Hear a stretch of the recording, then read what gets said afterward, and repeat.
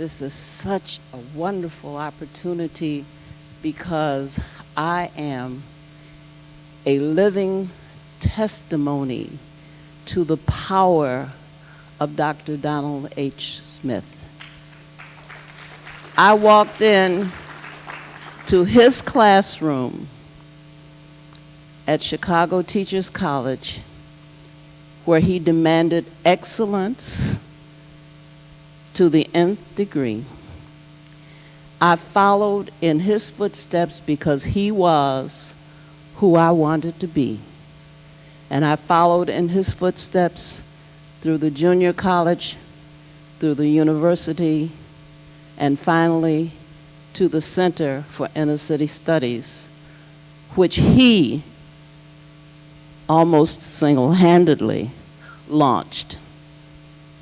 And today I am so proud to welcome you to what my colleagues calls DuSable Town, the home of now the Carruthers Center for Inner City Studies, the home of the DuSable Museum, the place where saving the African American child has been a tradition for at least as long as I've been here, and I've been here as long as he's been here.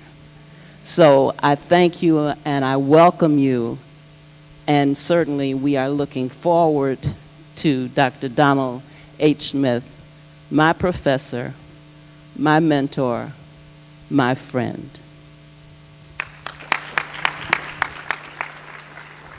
Just like to say welcome. I'd like to give a special welcome to Dr. Donald Smith. Much love. I'm going to be very brief. When I first met Phil, I started being his mentor, I think, or one of his mentors, and now he's mentoring me. This brother gets in so much trouble. I mean, what he said is true. If you're looking for trouble, call Phil. I said, Phil, your table's too full. He said, I just get a larger table.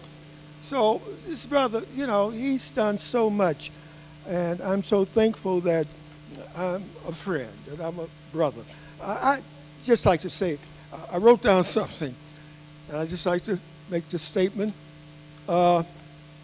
We as the black community must come together and reconcile our differences and place as our highest priority the welfare, education, and spiritual development of our children. To do anything less is inexcusable and will constitute an act of racial suicide. I'd like to leave you with that statement, and welcome to Chicago again. You may not get a chance to go in the hood, but some of the hood will be coming here, I think, Friday night. There's one of them brothers from Sacramento with the Parallel Board of Education in the room. Sacramento, there they go. So they put together, you know, a parallel Board of Education. Apparently, the Sacramento Board of Education wasn't serving black children. And so they said, okay, and while they didn't dismantle the Sacramento board, they put together a parallel board. Well, I'm for that. And so what we've done here in Chicago, we've put together a parallel education system. I mean, you know, okay, so the kids got to go to your schools. You got laws saying the kids got to be in your schools during the week. Well, on Saturdays, we run our own school system. It's called Saturday University. We run 16 sites right now. We're on our way up to 25 sites of Saturday University, where we teach our children, where we control the curriculum, we control the teachers, we control the content. That's what time it is. Now, you know, a lot of people say, well, why should we have to teach our children? Oh, man. And let me give you the simple answer. Because if you don't, they will be destroyed. Now, that's a simple answer. And so that's one of the things that we do. I see a lot of the great educators, a lot of the great people from Chicago in the room, and I'm not going to mention them all. I just want to take us out of here in my own little way, and some people know how we do it. We do it. It's called educate or die. Educate or die. 500 years ago, my people made the trip from the shores of Mother Africa. My people, they was ripped, separated from our families, forced across the seas, dying from hunger, lash of the whip, but most of all, disease. We died by tens of millions so that others were sure to thrive. We made the Middle Passage where only the strong survive because our bodies were strong and other people wanted to get paid because our skin was black. They made us into slaves. For 350 years, my people worked for free, building this great country so that others could be wealthy. Wherever you stand in this country is related to my ancestors' blood. Now, we can't get no help during the New Orleans flood. My people, I tell you no lie, we only got two choices in this world. We will either educate or we will die. My spirit remembers crimes against my people for which they won't repent. And all the work my ancestors did for free, and now I can't pay the rent. And even with all this pain and suffering, I ain't mad. Just don't tell me that every young black boy is bad. Our children go to schools where they don't learn how to read. And jobs, they ain't hiring my people because they say they ain't got the need. And my thugs, they on the corner selling that blow weed and crack. My sisters having babies, they don't know if the damn daddy is Joe, John, or Jack. We are in trouble. And it ain't hard to see as I walk around my neighborhood watching crackheads pee. We are in trouble. And unless we make a change, ain't gonna be no more good black people. And we will be the blame. My people, I tell you no lie. We only got two choices in this world. We will either educate or we will die. Today is the time for us to start to make that move. Like Moses said in the Bible, we better get in the group. God ain't playing with us this time. He will wipe us off this earth unless we value his word and we put his will first. It's time for a change. Wisdom and knowledge is the key. Forget all them bad habits we done picked up on B.E. and go back to school this year and make education job one. And if we just study a little bit, we will find that education is fun. And so as I look out onto you, my vision, it becomes clear. I see future doctors, lawyers, bankers. I see an engineer. And so when you go to school this year, remember, it's not just for you. It's for your children. It's for your grandchildren. But it's for your ancestors too. My people, much love. But I tell you no lie. We only got two choices in this world. We will either educate or we will die. It was 1984. Under the leadership and signature of Dr. Don H. Smith, the National Alliance of Black School Educators issued the report, Saving the African American Child.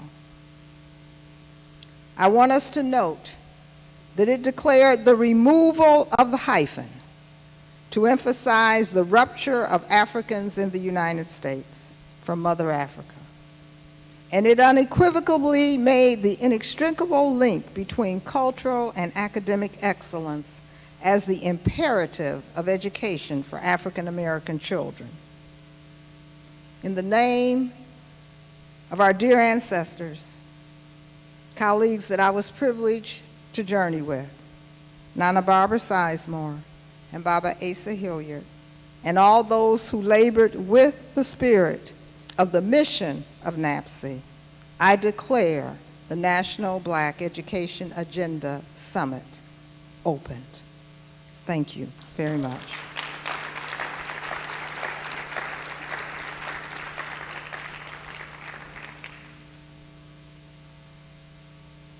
There is another elder in our midst who needs no introduction. He is one who has taught hundreds if not thousands, made so many PhDs, has epitomized what it means to be an interdisciplinary scholar that affirms the wisdom, the tenacity, the genius of our people. And we have asked him to introduce our illustrious, esteemed elder speaker for the evening. Dr. Abdullah Shabazz, we honor you, we welcome you, and we thank you. We give you in the hands of this esteemed black man who is a supreme educator and has supreme concern for all of our people and certainly our children. Dr. Smith. I'd like to recognize again Dr. Sam Anderson and ask him to stand. Sam, will you please stand?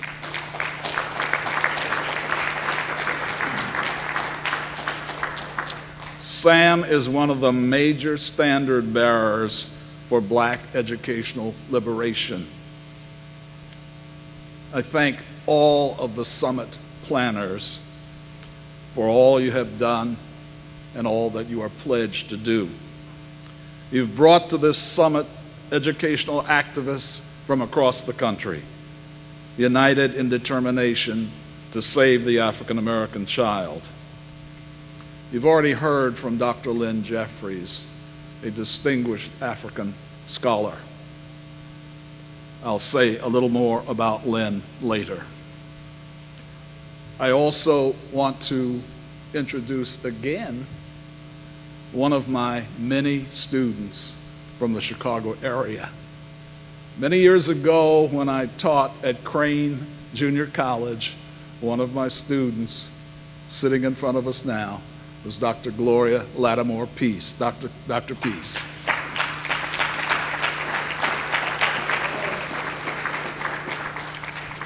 I salute a few close friends now departed, whose friendship and brilliance, whose educational vision for our people has helped to guide me and many others in the work we have done and the work we must do. I honor Dr. Virginia F. Lewis, about whom I will say more later. She was the principal of Wendell Phillips High School in Chicago, who mentored me. Dr. Asa G. Hilliard, Dr. Barbara A. Sizemore, Dr. Alfred B. Pasteur, and Lucille Heron Montgomery, my 5th grade teacher. They were my models, my friends, my guideposts. In spite of the joy I feel in being home, the exhilaration of addressing you and the passion of our mission, I also feel sorrow and express my deepest sympathy to the parents and communities who've lost their children in the gang wars and police killings on the streets of Chicago, Miami, Detroit, Oakland, most of these youths innocent victims. I feel sorrow and express deepest sympathy for our children all over America who are destroyed not only on the streets, but also in the schools of America. I have deep anguish for the children and youth we're trying to save because they are me. But for the grace of God, I could have been one of those children growing up in the clutches of poverty. My early life was no crystal stair. As a child, I was raised by my mother alone, who gave birth to me at 19 years old. We lived in tenements on the south side of Chicago. Later, fortunate to move to the new project named after the great Ida B. Wells. We were on welfare, then called relief, and survived on food stamps. Yes, my little mother and I were moochers that Mitt Romney despises. There was no TV, no air conditioning, no refrigeration, only a single room and an icebox, shared bathroom. I knew who my father was, a college-trained professor of music. The few times I saw him, he never spoke to me, never kissed me, never touched me. Most of the time, my father worked 1,000 miles away. He died when I was 12. Had it not been for my brilliant black teachers at Wendell Phillips Elementary School who taught and nurtured me, especially little 4'8" Lucille Montgomery, and my social worker, Louis Caldwell, who told me I was a strong boy, I don't know how I would have survived and become the man I am. When I attended a mostly white high school with all white teachers, I received no praise, no encouragement. The one bright moment was when my 9th grade English teacher took our honors class to my first legitimate stage play, Othello. Other than the champion Joe Louis, whom I saw often when he stayed at the Vienna bathhouse on my street, I enrolled at DePaul University. I worked 7 nights a week at the U.S. Post Office, 10 p.m. to 7 a.m., had some breakfast, slept for about 5 hours, did the readings and my assignments, attended class at DePaul, and back to the post office. It was a staggering pace, but becoming a teacher had become the most important thing in my life. No more tenements, no more rats and roaches, a job. I could look forward to a decent life, one which would allow me to help poor young people as I had been, even if I could not be a child psychologist. Once I completed student teaching and passed the English teacher's exam, I learned that I was scheduled to be assigned as the first black teacher at a predominantly white high school. I literally begged the Phillips principal, the extraordinary black genius, Dr. Virginia F. Lewis, to have my assignment changed to Wendell Phillips, where I could serve the mostly impoverished black students as I had been. I needed to be with my own people. Many of the students were sharing my own childhood and youth experience, and I was fortunate to be mentored by this great principal. Dr. Lewis finished second among thousands who took the principal's exam. I suspect she was docked a few points for being female and black. She finished first among a group of administrators selected nationally for the initial Harvard doctoral program in school administration. Though many of her teachers were brilliant black women and men, that included a teacher of chemistry who had helped to develop the atomic bomb, and a teacher of mathematics who was one of the Tuskegee Airmen. On my last day at Phillips, the most poignant experience of my professional life occurred. I had already been given a farewell party by my honors English class, as I left early to begin on time in the doctoral program at the University of Wisconsin. After the first week at Madison, I returned to the high school to close out my counseling office for the final time. As I sat at my desk, I heard a rustling outside the door. One by one, the students from my freshman honors class came into the office, said nothing, placed a piece of fruit on my desk, turned without a word, and left. The last boy placed his fruit, said nothing, and his tears began to flow. I was choked and overwhelmed by the love of my students. That last boy created the first black house on an Ivy League campus, was the first black Rhodes Scholar from the city of Chicago, earned his law degree from Harvard, and is a judge on the West Coast. Those of you who live in the San Diego area would know him. One of my girls in another class became Deputy Assistant Secretary of Labor under President Clinton. Another girl in that class became principal of the University of Chicago Laboratory School where the Obama children attended. Her husband, also my student, is an attorney.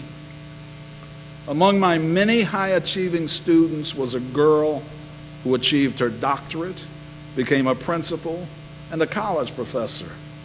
She once wrote me a handwritten 8-page letter thanking me because I had faith and believed, and these are her words, that a fat, dark-skinned girl could be excellent. One of my boys became chief of police. When I accepted the invitation to address the class, the 40th anniversary of the class of 1961, one of the most prominent members of the class was absent. The last time I had seen him was at a lecture by civil rights hero Stokely Carmichael in 1963. He was tall and dashiki with a big afro. He was all-city in basketball and voted the most popular boy in his class. He came over to me and shook my hand. There was no warmth. He was angry, as many black youth were angry during the civil rights movement. Some very angry. His teacher was also angry. In fact, at the height of the movement, the distinguished psychologist, Dr. Kenneth B. Clark, wrote an article in the New York Times in which he postulated that any black person in America who was not angry was not mentally healthy. Dr. Clark and his wife, Dr. Mamie Clark, had earlier become famous for the seminal research which was later introduced as evidence in the Brown decision outlawing segregation. Dr. Clark's research had found that black girls most often preferred white dolls rather than black dolls. Dr. Clark concluded that racial segregation resulted in black girls not liking themselves or other black people like themselves. My angry high school student, most popular in his class, was driving in his own neighborhood, big afro and dashiki, when he was stopped for a second occasion by a black policeman known for his reputation of intimidating other black people. My student was ordered out of his car. He complied with a gun in his hand and shot the cop dead. He's been in prison for 49 years, having escaped being put to death because the state of Illinois outlawed death sentences. We write often. In prison, he's become a Muslim, following the path of Malcolm X. He reads voluminously and writes brilliantly, with a genius I did not recognize in my 2 courses with him. One of my letters described the pain I felt over the murder of 17-year-old Trayvon Martin, a black boy who planned to go to college and make something of himself, a life snuffed out by a white racist would-be state protector of white supremacy. Tragically, too many of our youth are killed by the keepers of white privilege or kill each other because of devaluation of themselves and others like themselves.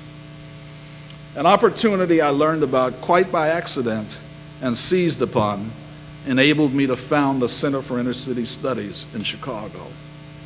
Conrad Worrell made reference to that. He's now one of the directors who followed me.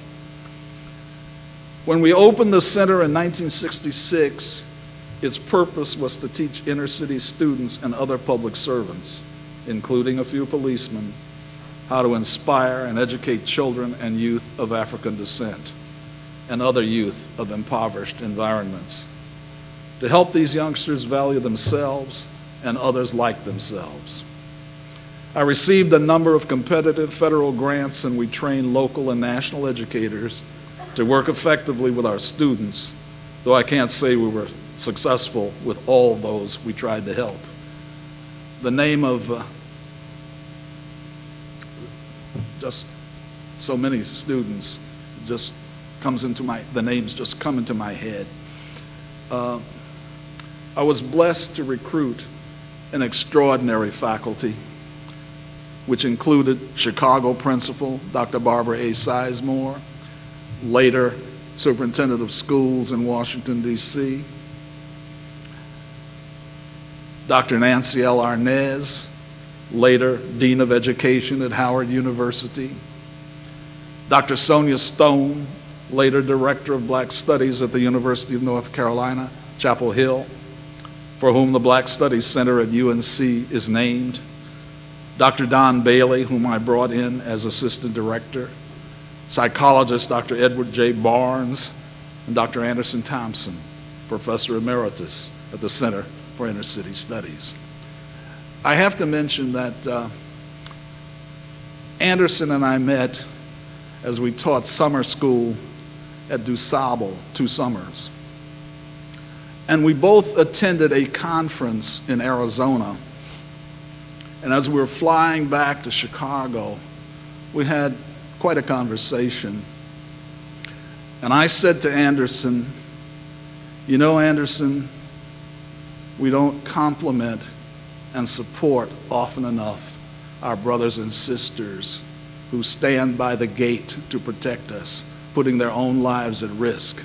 We have to do more to show how much we care for what they are doing for us." Do you remember that, Anderson? All right, I hope you would say that. We were a team that worked well together, that respected each other. Each week, different faculty conducted a seminar to educate each other and to discuss the needs of our graduate students. We were voracious readers, consuming everything we could get our hands on about Black history and culture. Dr. Carter G. Woodson's The Miseducation of the Negro was out of print, but Barbara was able to get a mimeograph copy, which we passed around and carefully protected. The father of Negro history warned us, when you control a man's thinking, you do not have to worry about his actions. He will find his proper place and he will stay in it. You do not need to send him to the back door. He will go without being told. In fact, if there is no back door, he will protest until one is made for his use. His education demands it. Dr. Woodson's words are as meaningful today. Many other great Black scholars have written of the treachery, the perfidy to keep Black people in bondage. Chancellor Williams is the destruction of Black civilization. George G.M. James's Stolen Legacy. Asa G. Hilliard's The Awakening of the African Mind, which was mentioned earlier. Chinua Achebe's Things Fall Apart, and the great books of Sheikh Anta Diop, The African Origin of Civilization, Myth or Reality, and the economic and cultural basis for a federated state, Dr. Diop's effort to organize a united Africa. We read the classic Black Rage, written by Black psychiatrist Price Cobbs and William Greer. Cobbs and Greer found that their Black patients' mental health improved more rapidly when their treatment included information about Black history and achievements. Many more Black works have alerted us to the plans to keep us uneducated, ready for re-enslavement. The great Brazilian activist scholar Paulo Freire, in his classic Pedagogy of the Oppressed, expressed clearly the 3 major strategies used by oppressors. The first is physical conquest, such as European and Arabic invasion of African countries. Joyce King knows very well about that. The second is manipulation, convincing oppressed groups that the intentions of oppressors are positive, humane, and beneficial. Sometimes members of oppressed groups, even those certified as trustworthy, are employed to engage in manipulating their own brothers and sisters. The third strategy that Paulo Freire wrote about is cultural invasion. This strategy has major implications for the continuing educational oppression of African Americans. Under the strategy of cultural invasion, Students are required to read materials, see images, and use language that celebrate and ennoble oppressors, and at the same time demeaning the oppressed. Freire's thesis could not have been more clearly understood than by what happened during a doctoral class in school administration that I taught at Atlanta University in 1976. It was then Atlanta University, not Clark Atlanta. At the very moment my students, many of them school principals, were reading and discussing Pedagogy of the Oppressed, students in South Africa revolted and refused to continue to be taught and forced to read and speak Afrikaans, the language of the Afrikaner oppressors. The South African government sent in troops that killed more than 500 students and their teachers. Most of the weapons of destruction of black South Africans came from Israel. It was the beginning of the end of white oppression in South Africa, climaxed by Nelson Mandela's release from prison, the ascent of the African National Congress, and the election of Mandela as president. The 500 students and their teachers died to free their nation. They did not die in vain. In America, most of us were not paying much attention to what was happening to our brothers and sisters in South Africa and other points and other parts of the African continent. The exception being the U.S. campaign waged by Randall Robinson, director of Trans-Africa. Dr. Adlai Sanford, conference chair, as we planned the program for our 1985 International Conference in New York City, and I will say we chose as the keynote speaker for that conference someone that I revered and that Dr. Sanford revered and mentioned by Dr. Jeffries tonight, Dr. John Henry Clark. There was nobody else that we could possibly have as the keynote speaker for this international conference. We also invited Randall Robinson to speak at our international conference. And when Randall was introduced, and we had 1,000 people, 1,000 teachers in the audience, there was just a slight smattering of applause. So I got up out of my president's chair and reintroduced Randall Robinson. I said, this is the brother who is leading the campaign to free Nelson Mandela, to free our brothers and sisters in South Africa. Then they woke up and they applauded Randall Robinson. But except for occasions like that, and I will also mention that I told the members of the National Alliance of Black School Educators that Randall would be helping us to march on the South African consulate. I had asked Lynn Jeffries if he would lead the 1,000 of us who were there over to the South African consulate shouting "Free Mandela." So I thank you, Lynn, for doing that.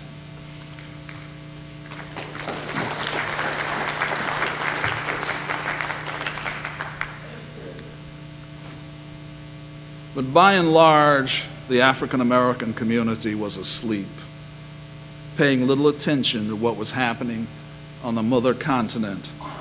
And in America, most of us thought that the great civil rights movement, with the passage of the acts of 64 and 65, we were well along the way to equality in America. Few of us seemed to notice that the Democrats in the South had quickly become Republicans. We paid little attention to the message of Ronald Reagan's beginning his presidential campaign in Philadelphia, Mississippi, the site of the brutal murders of 2 white boys and 1 black youth from New York who were helping to do voter registration. That should have told us who Ronald Reagan was.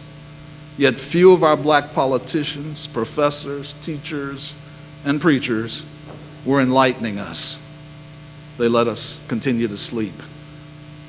Neither was the now almost extinct Black Talk Radio informing us.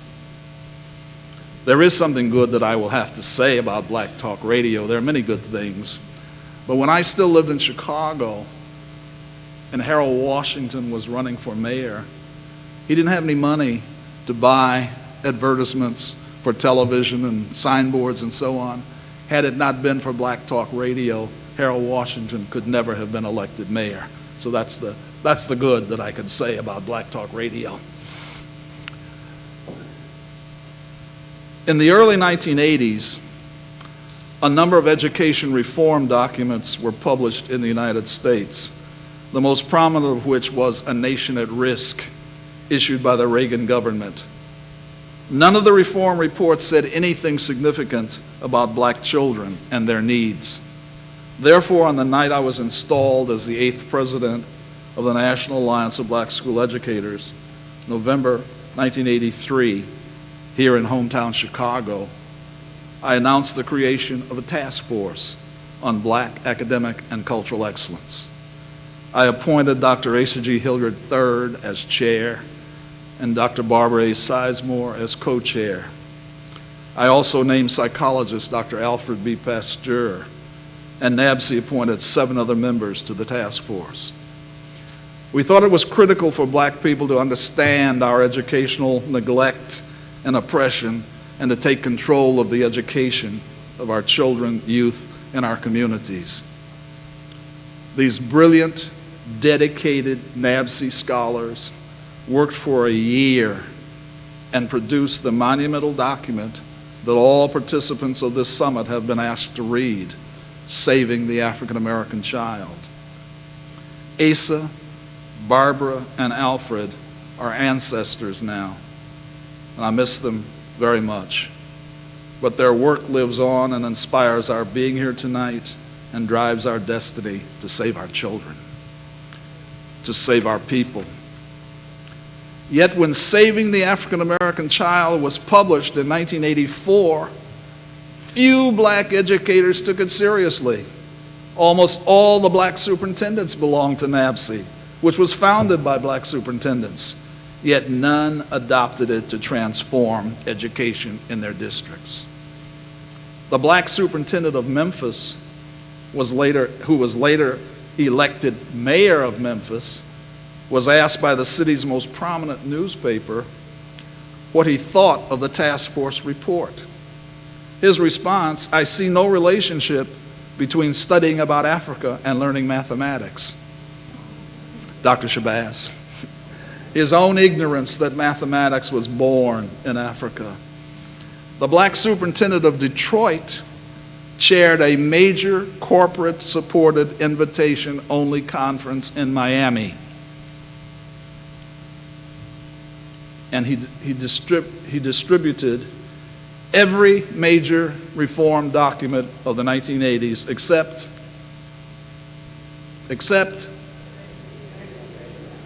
thank you. I just wanted to check to see if you were listening. As an invited guest, I did not hesitate to call him out before the distinguished group. Hardly anybody believed that we expected higher standards for our children and youth than any other reform document expected for all American children. This was inconceivable. For example, we expected our children to complete algebra by the 6th grade and calculus by the 12th grade. We insisted that our students be able to use common English and to acquire a speaking, reading, and writing knowledge of at least one foreign language. No other major American educational document, past or present, had such expectations. But that's what Barbara and Asa and Al and the other 7 expected for our children. That's what I expected. We expected teachers and administrators of our children to be trained to help our children accomplish these high expectations. But just as black and white, later also Latino educators failed to demand academic and cultural excellence for children of color, No boards of education and no schools of education took our recommendations seriously. Why would the ruling classes want any except their own children in private schools to accomplish such educational mastery? Why would superintendents and teachers of color defy the ruling classes? Where would most educators find the courage to give our children the education they deserve? Well, I will try to explain why that courage must be found to assure an education of liberation for African Americans. There are many factors that warn us that we are on the verge of academic and cultural captivity, that we don't have much time to sound the alarm and to act. At the end of the 20th century, in 1997, a group of powerful American neocons met to found PNAC, Project for a New American Century. The group included 23 very influential white men and one white woman. The neocons issued a statement of principles intended for U.S. world domination. People of African descent were then, as now, viewed expendable by neocon world philosophy. Sandra, you've read it, so you understand that. I know others in here have read the principles of PNAC. People of African descent were then, as now, viewed expendable by neocon world philosophy. Though they were not among the signers of PNAC principles, both Presidents Bush, the father and the son, Vice President Cheney, Donald Rumsfeld, and the Koch brothers have been identified as strong supporters of PNAC. I have no doubt that Mitt Romney and Paul Ryan are strong PNAC supporters. At the beginning of the 21st century, demographers told us that by the middle of this century, people of European descent would no longer be the majority in America. Latinos, African Americans, Asians, and Native Americans, in that order, would constitute the new American majority. The Census Bureau reports that the increasing number of babies of color now far outnumber the births of white babies. Let me try to make it plain. Most white politicians oppose a woman's right to choose to bear or not bear a child. Planned Parenthood is condemned, and under a Romney administration would receive no federal funding. The alarm for white politicians is that for every white baby aborted is the inevitability of a white minority looming ever closer. Now in 2012, we have reached the tipping point. The city of New York and its public schools are already the new people of color majority. Throughout the United States, people of color have become or are about to become the new majority in our largest cities and public school systems. The presence, yes, Sandra, the presence of a beautiful black family of high intellect and strong self-esteem in the White House is repugnant and threatening to many white people. Plans have been underway for some time for white people, the new minorities, to retain control of the politics and the economics of the nation through devices that now are already in place. The single most important control that is already underway and well planned is the education of people of color. Now keep that in mind. That is the single most important control mechanism that those presently in control see as the most important way to continue to control America. Let me say at the outset that the purpose of public education throughout the world is to promote the economic and political interests of the ruling classes. Accordingly, in the United States, education's role is to educate the masses sufficiently to propel the engines that keep the wealthy in luxurious comfort and in power. The public schools were never intended to prepare the children of the poor and the lower middle classes to think critically, to make decisions which are contrary to the interests of the super rich. The training of teachers and administrators makes it so. Curriculum makes it so. And punishment and rewards make it so. American people of all ethnicities who are not wealthy and who do not send their children to private schools are to have a common education that prepares them to be workers, to keep the 1% in control, and to fool lower-end white people to believe that they share that control. The overwhelming majority of our students of African ancestry are denied an education that will enable them to think critically. Above all, they are to be taught no truthful curricular content that would help our students to enhance their self-esteem by learning that they are the heirs of great Africans who were the first people, who created the first universities and taught almost all the academic subjects studied throughout the world today.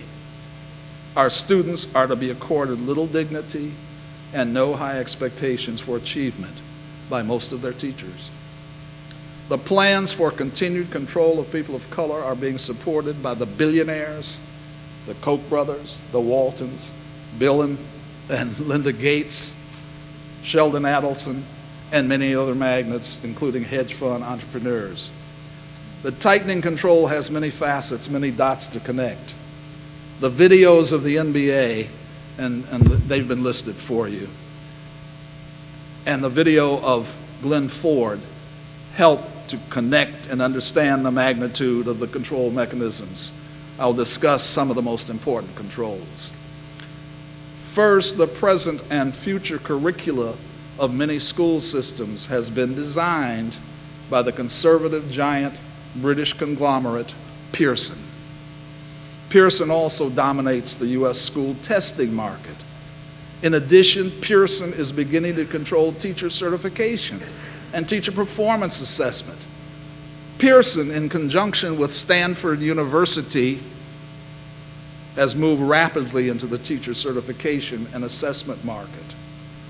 More than 25 states and 90 teacher preparation programs have signed on to use the Pearson-Stanford teacher assessments. For example, a subdivision of Pearson called Pearson VUE, V-U-E, now prepares teacher certification examinations for New York State. The tentacles of Pearson are all over American education. The critically needed infusion of African-centered truthful curriculum will be a David versus Goliath war. The Pearson curriculum of compliance is intended to teach students to master information which does not require critical thinking. The federal and states governments have bought into the Pearson technologically delivered instruction. In addition, we're being blindsided by the federal government. To be sure, no state proposals which even hint of a curriculum of truth are being funded by the federal race to the top.